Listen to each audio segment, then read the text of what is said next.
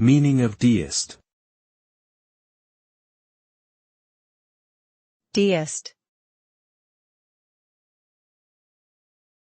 Deist. Deist. Deist. A deist is someone who believes in the existence of a god or supreme being, but does not adhere to any particular religion or doctrine.